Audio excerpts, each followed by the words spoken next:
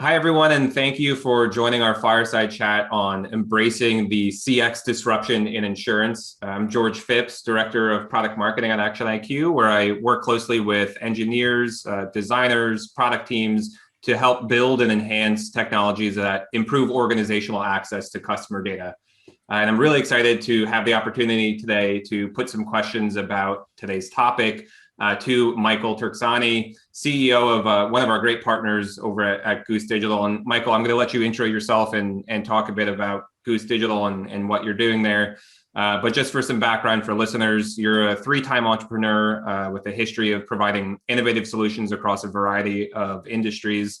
You founded and grown and sold multiple businesses in your career. Obviously, we're very excited that you're a thought leader and a top conference speaker on subjects like digital transformation, accelerating growth, end-to-end customer journeys, integrating back office and front-end technologies, aligning sales and marketing, all things that I'm sure are on the minds of our audience today.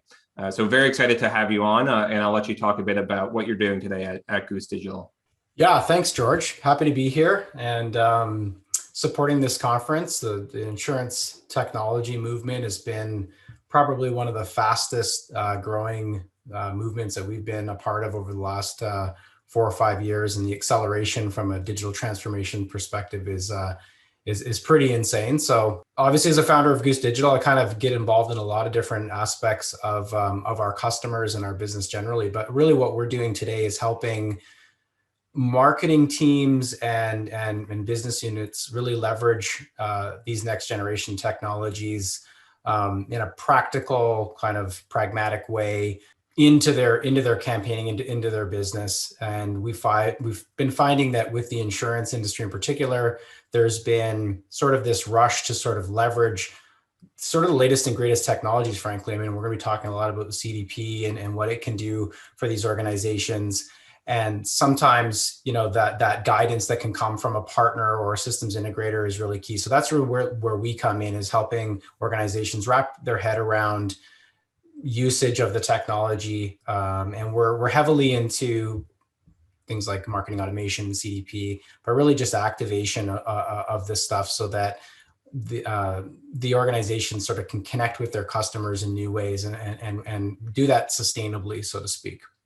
In our title, we're talking about CX disruption. What does that mean to you? What have you seen from a disruption perspective? Whenever we look at consumer behavior, that tends to be the almost the watermark or the guiding light for a lot of digital transformations initiatives, and sort of conquering what is now an on-demand consumer style experience that organizations like, not to be cliche, but the Amazons, the Netflix, this style of technology that we can use in our day-to-day consumer life is now sort of bleeding over into the corporate world, and how frustrating do we all get when we're trying to deal with something from a business perspective, and we just don't have that same level of convenience or experience that we're getting on the consumer side. And that's obviously driving friction now out of organizations. So where are we falling down from an engagement perspective, and what can we do more to sort of create that similar style of experience that we would see on the consumer side? So in the insurance space,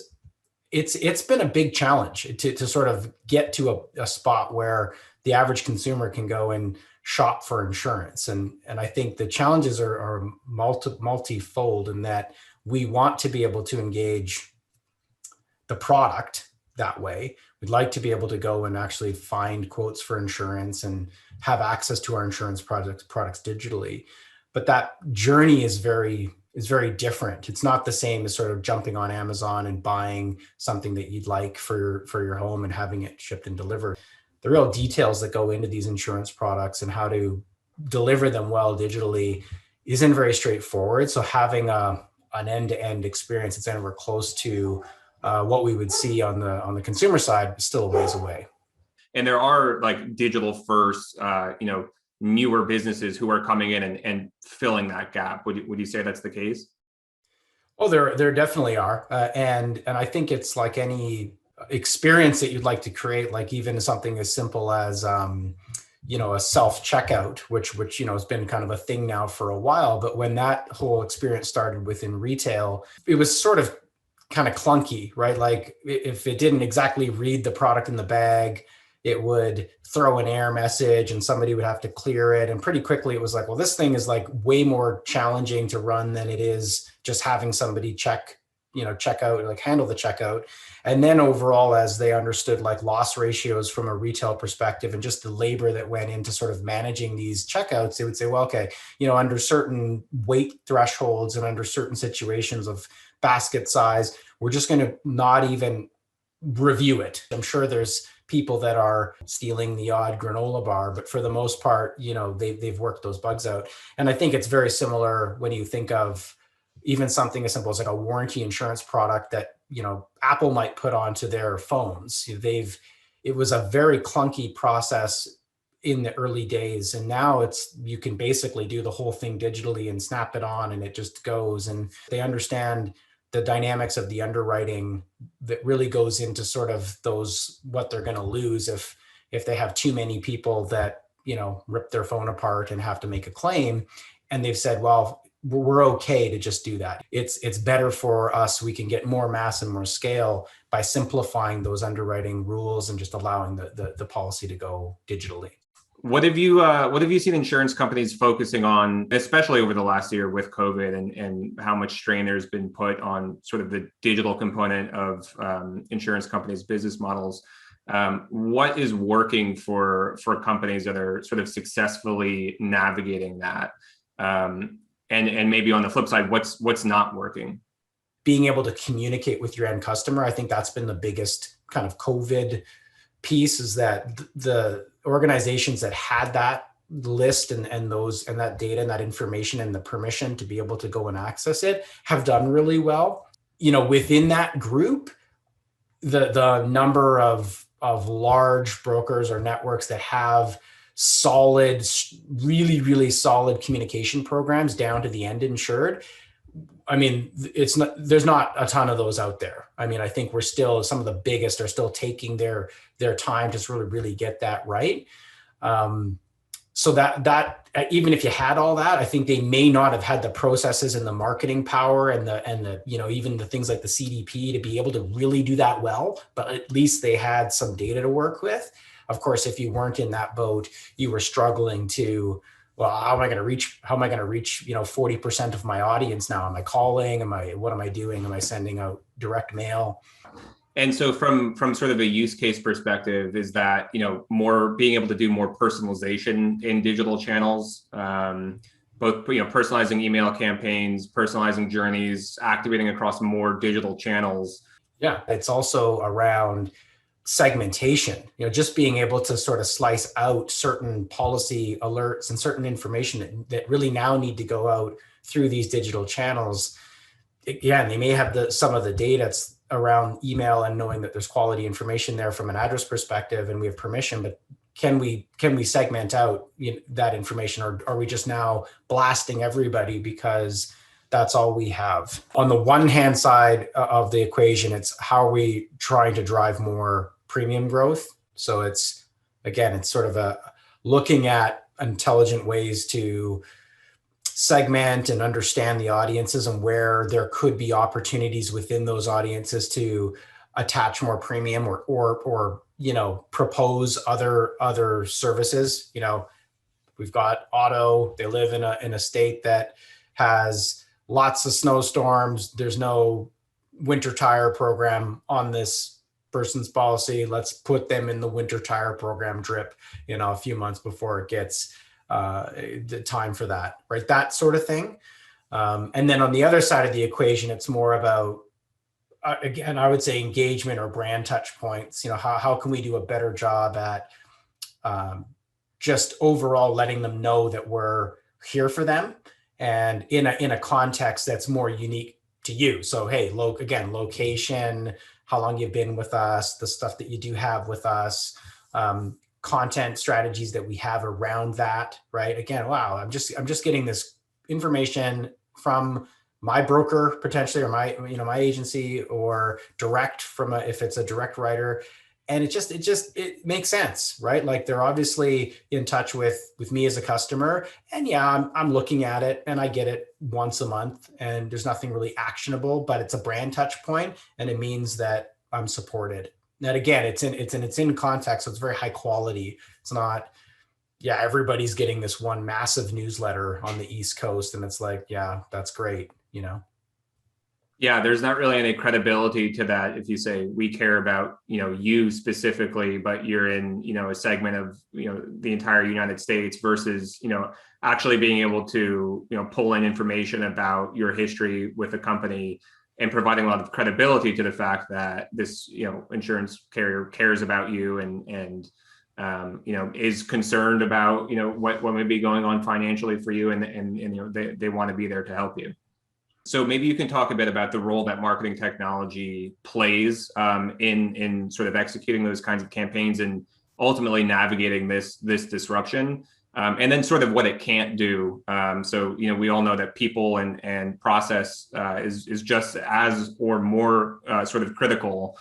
Yeah, I mean, I think I'll start with people and process, and because you brought that up as part of like part two, and I actually think it's part one. There's a lot of technology in every vertical industry that is purchased almost as the strategy, and we all kind of heard that term before. Don't buy technology in a replacement for your strategy. So I think it really does start with trying to understand the business strategy, the corporate strategy. Is it going to be that we are really focused on retention and loyalty and just generally driving our brand into our base and ensuring that we can measure that to the best of our ability? Okay, well, if that's really the strategy, then it helps you build out your path into these tools accordingly. And I think when we start looking at what they can do, they offer the ability to execute these strategies in a way that is controlled and secure and has all the governance around your data, and certainly for this industry is critical, that if your marketing team is going to be leveraging certain data in future campaigns or in the campaigns that they're running, that how the data made it into those systems, that's all kind of governed back through your IT organization, and that all the stitching is there so that they can really and truly run the right types of campaigns. They can deliver an engagement strategy, right? You're able to actually connect with your customer on a variety of different levels, whether that's within the digital platforms that they're operating in. And we're seeing a lot more of that happening, where you want to let your loyal customers know when they're on Facebook that, hey, you're one of our clients, and that's great. And we're getting that brand touch point.